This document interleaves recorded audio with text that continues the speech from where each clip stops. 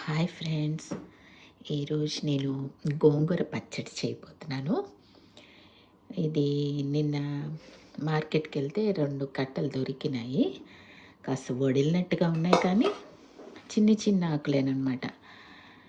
చిన్ని చిన్న ఆకులు. సరే నేనేం చేస్తానంటే ఇప్పుడు వీటిని పులిహోర గోంగూరలాగా చేసేద్దాం. చిన్న చిన్న ఆకులేగా చూసారా కాస్త వడిలినాయి. ఈ వడిల్ని కడిగేటప్పుడు తీసేస్తాను. ఇప్పుడు దీన్ని శుభ్రంగా ఉప్పేసి 2-3 సార్లు కడుక్కొని పక్కన పెట్టుకొని కాసేపు ఆరనిస్తాను.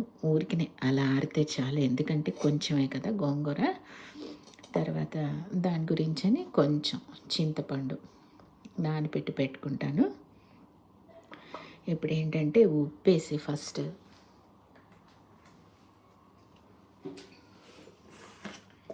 కాస్త కళ్ళుప్పు వేసేసి 1-2 సార్లు శుభ్రంగా కడుక్కుందాం.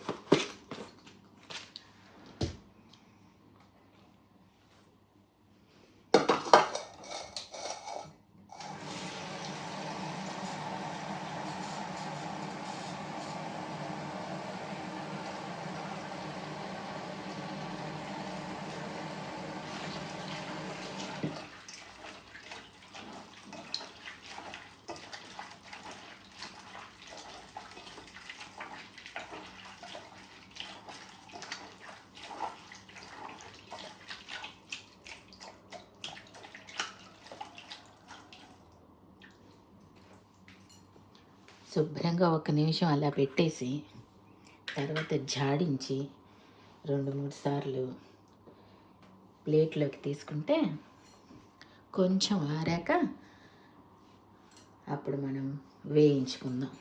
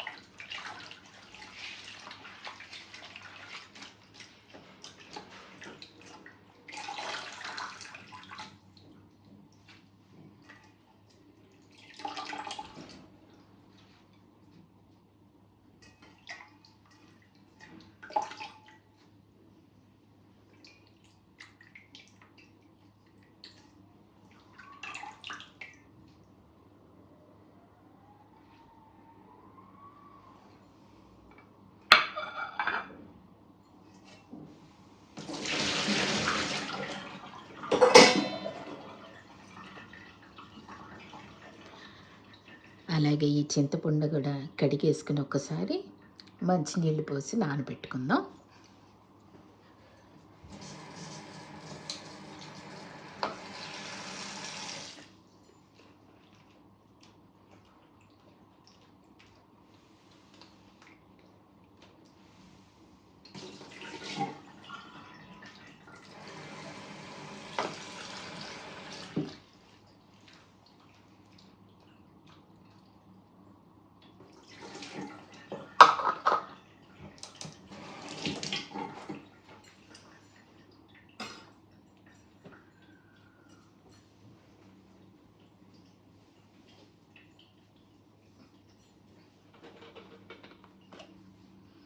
దీంట్లో ఇప్పుడు మంచినీళ్ళు పోసేస్తాను.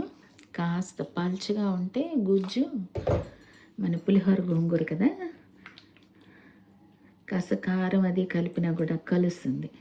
ఇలా రసం తీసి పోసేస్తే, అందుకని కాస్త నీళ్ళు ఎక్కువగానే పోసుకుంటాను.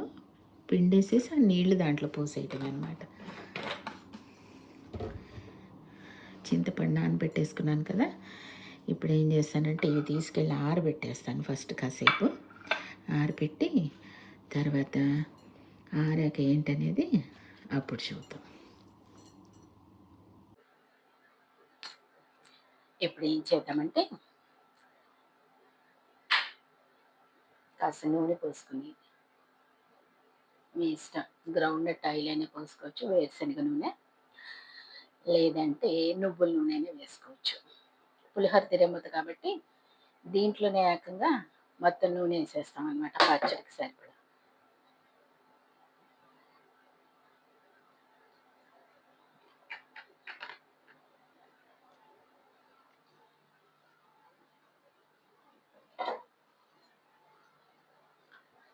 బాండీ పెట్టి స్టవ్ వెలిగించి నూనె వేసాను.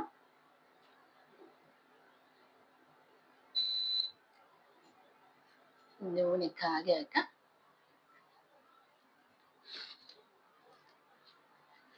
మామూలుగా మనం పులిహోర తిరగమత ఎలా వేసుకుంటాం సేమ్ అలాగే ఎండుమిరపకాయలు, తిరగమత బాగుంటాం అంటే ఎక్కువగా ఉంటే బాగుంటుంది అన్నమాట పచ్చడి. ఎండుమిరపకాయలు,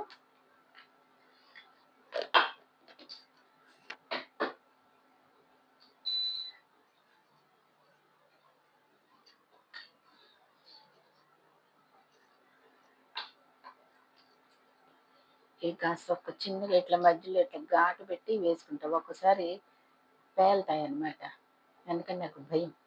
కాస్త ఒక చిన్న ఘాటు పెట్టి వేసుకుంటే పేలకుండా ఉంటాయి.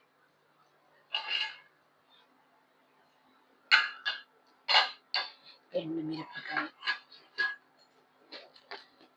తర్వాత వచ్చి శనగపప్పు, ఆవాలు,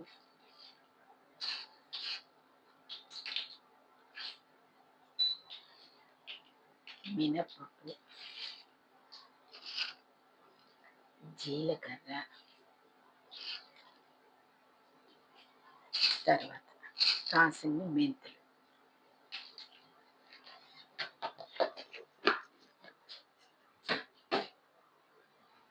అండ్ ఇప్పుడు అసలైనది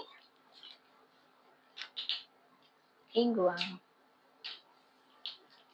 ఇంగువ ఇష్టం లేని వాళ్ళు స్కిప్ చేసేయండి. ఉప్పు గుమగుమలాడిపోతుంది తిరగమూతకి. పచ్చడి ఏ రకంగా ఉంటుందో.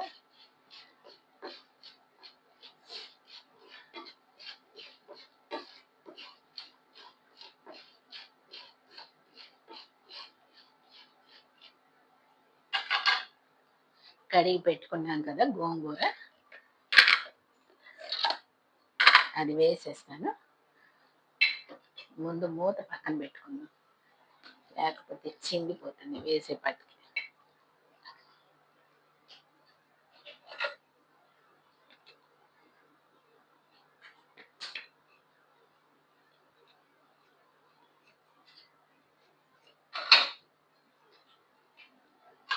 శనగపప్పు, మినపప్పు అన్ని చక్కగా వేగేయండి ఎండుమిరపకాయలను. ఇప్పుడు ఏం చేస్తానంటే గోంగూర వేసేస్తాను. చిన్న చిన్న ఆకులు కాదండి, దీన్ని పెద్ద తరగాల్సిన పని కూడా ఏం లేదు. గోంగూర యాజిటీస్గా నేను కడిగి పెట్టుకున్నాను కదా, అది వేసేస్తాను.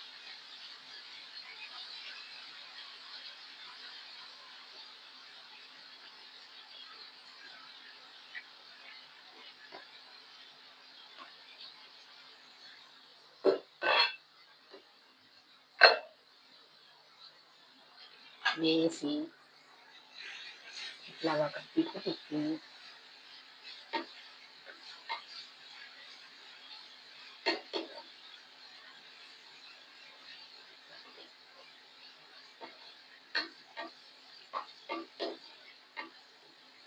దీంట్లో నేను ఏం చేస్తానంటే ఉప్పు వేసేస్తాను. ఉప్పు వేసాను అనుకోండి, ఎందుకంటే మనం ఇంకేం గ్రైండ్ చెయ్యం కదా పచ్చడి. అంత పొయ్యి మీదే. మనం గ్రైండ్ చేసేదేమి ఉండదు. అందుకని ఆకు వేగకుండా కాస్త చక్కగా మెత్తగా మగ్గుతుందనమాట. ముందు కొంచెం ఉప్పేసాను. తర్వాత టేస్ట్‌ని బట్టి ఇప్పుడు చూస్తా. ఉప్పేస్తే ఏంటంటే నీళ్ళూరి కాస్త మగ్గినట్టుగా అవుతుంది కదా! ఆకు నూనెలోనూ వేసాము. తర్వాత చింతపండు పులుసు కూడా పోస్తాం కాబట్టి పచ్చడి పాడైపోతుందని భయం లేదు. వేగకపోయినా. ఇప్పుడేం చేస్తానంటే దీన్ని ఒక్క నిమిషం అలా మగ్గిచ్చేస్తా. ఆ ఉప్పు మీద. మూత పెట్టేసి ఒక 2 నిమిషాలు మగ్గించి అప్పుడు చూద్దాం.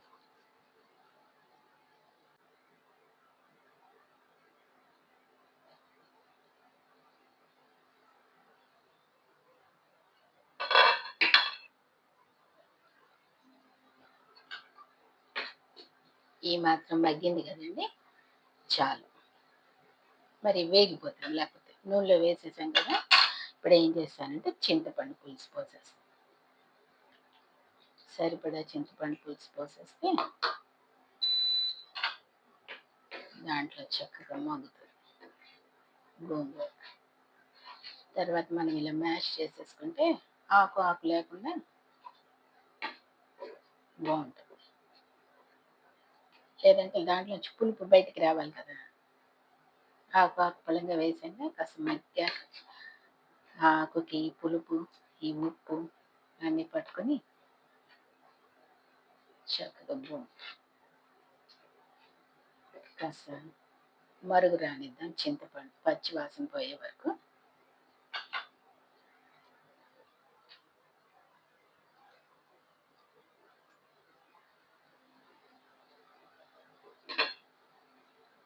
మనం ఉజ్జాయింపుగా వేసుకోవటమేనండి చింతపండు పులుసు అవన్నీ ఆకుకి సరిపడా. మన మనం తినే పులుపుని బట్టి అలా వేసేసుకుని కారం కూడా అంతే. దానికి సరిపడా కారం. ఇట్లా కొలతలుగా అట్లా అని చెప్పడం కుదరదు కదా! మనం తీసుకునే గోంగూర క్వాంటిటీని బట్టి అనమాట.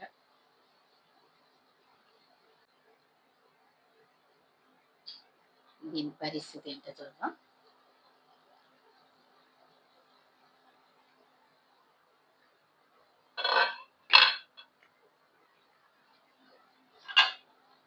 పులుసు బాగా మరిగిందండి. ఇప్పుడు ఏం చేద్దామంటే శుభ్రంగా ఇంత కరివేపాకు తీసుకుని కడిగి ఒక్క నలుపు నలిపి ఆహా! నలుపుతుంటేనే ఎంత మంచి వాసన అండి కరివేపాకు. ఇట్లా వేసేద్దాం. కరివేపాకు తర్వాత పులిహోర అంటే మరి ఉండాలి కదండి! ఏమిటనుకుంటున్నారా? పచ్చిమిర్చి. పచ్చిమిర్చి కడుక్కొని శుభ్రంగా ఘాటు పెట్టుకుని ఇలా ఒక చీలిక దీంట్లో వేసేద్దాం. వేసి కాసేపు అట్లా మగ్గనిద్దాం. పచ్చిమిరపకాయలు, కరివేపాకు. ఆహా! సువాసనే సువాసన. దుంపరేగా. గోంగూర పచ్చడి అంటే గోంగూర పచ్చడేనండి.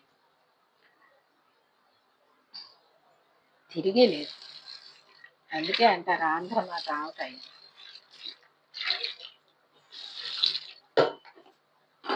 సారీ ఆంధ్ర మాత గోంగూర.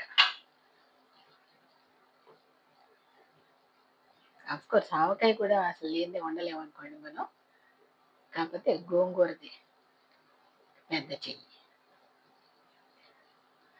ఆవకాయ మన అందరిది, గోంగూర పచ్చడి మనదేలే.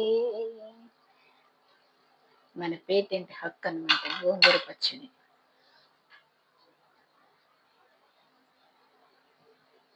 కొంచెం సేపు మూత పెట్టేసి ఆ పచ్చిమిరపకాయలు అవి మగ్గనిద్దాం.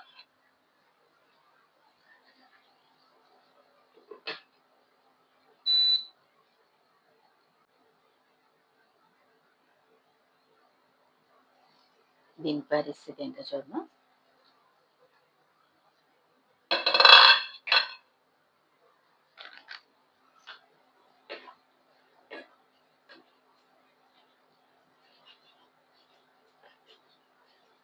పులుసు అవన్నీ బాగా ఉడికిపోయినాయండి.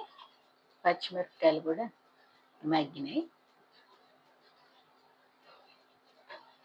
ఇంకా కారం వేసి మగ్గ పెడతాం కదా, ఆ మాత్రం కూడా మగ్గిపోతాయి పచ్చిమిరపకాయలు. చాలు. ఇప్పుడు ఏం చేద్దామంటే కారం వేసేద్దాం సరిపడా.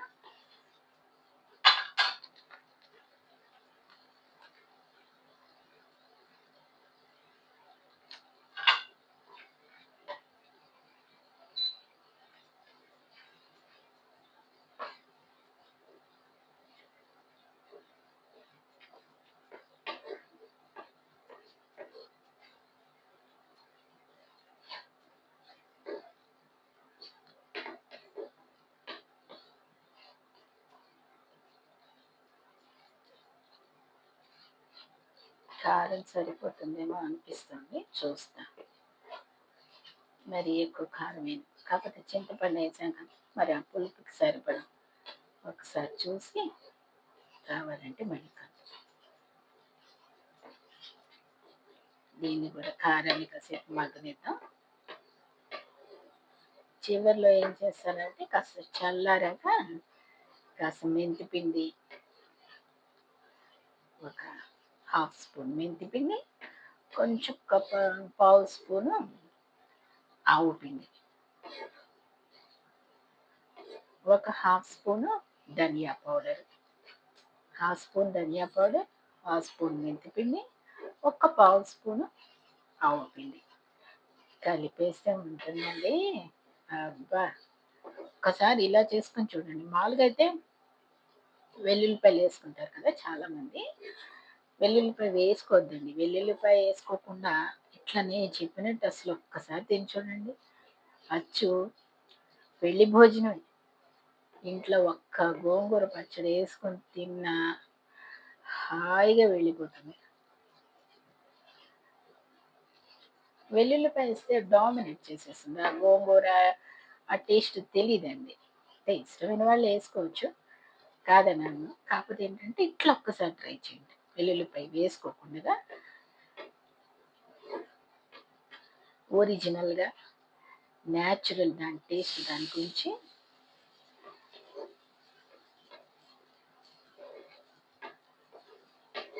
నూనె కూడా సరిపోయిందండి. నూనె మాత్రం ఉండాలండి, లేకపోతే బాగుండదు. గోంగూర పచ్చడి కదండి, కొన్ని పచ్చళ్ళకి నూనె ఉండాలండి. మళ్ళీ దాంట్లో మనం వెనక్కి తిరిగి చూసుకోకూడదు, లేకపోతే టేస్ట్ రాదు. చింతకాయ పచ్చడి ఒకటి, గోంగూర పచ్చడి ఒకటి. సరే, ఆవకాయ ఎట్టకు నూనెలో తేలుతుంది అనుకోండి. చూసారు, గోంగూర కూడా చక్కగా మగ్గిపోయిందండి. ఎక్కడ మనకి తోళ్ళల్లే అట్టేం లేదనమాట.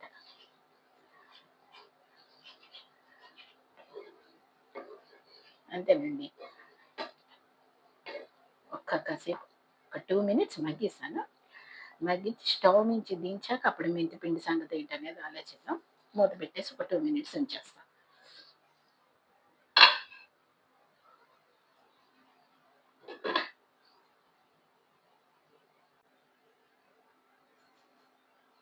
దీని పరిస్థితి ఏంటో చూద్దాం.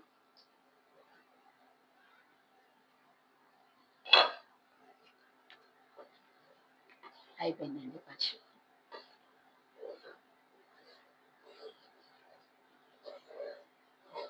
నోరు ఊరిపోతుంది. దగ్గర పడిందండి పచ్చడి.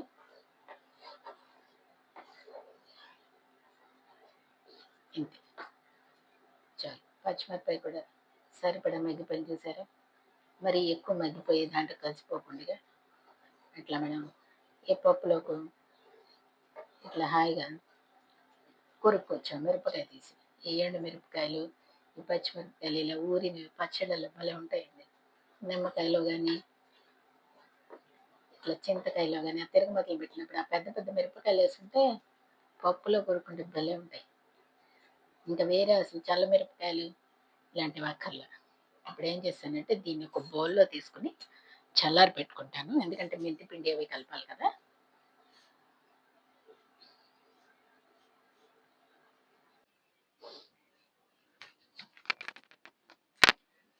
బౌల్లో తీసుకున్నానండి. ఇప్పుడు ఏం చేద్దామంటే కొంచెం పసుపు, కొంచెం ధనియాల పొడి,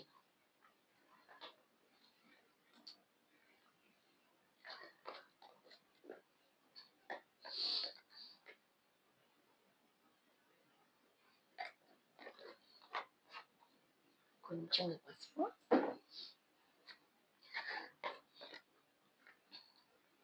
ఒక స్పూన్ ధనియాల పొడి, హాఫ్ స్పూన్ చాలు, ఒక హాఫ్ స్పూన్ ధనియాల పొడి, ఒక హాఫ్ స్పూన్ మెంతి పిండి,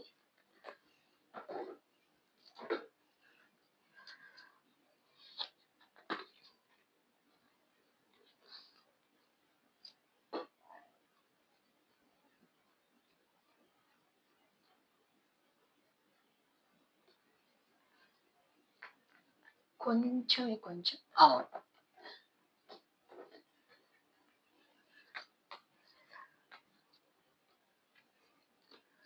కొంచెం ఆవు అంతే వేసి కలిపేసేద్దాం.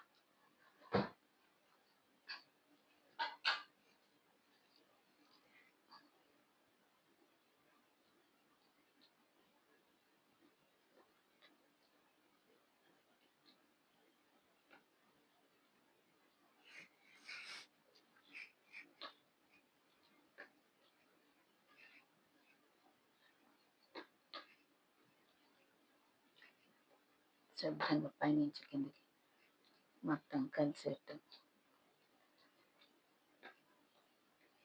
కలిపేస్తే కాస్త మూత పెట్టి ఒక 10 నిమిషాలు అలా ఉంచి, దానిలోకి నెయ్యి కూడా అక్కర్లేదండి, చక్కగా సరిపడా నూనె వేసాం కదా,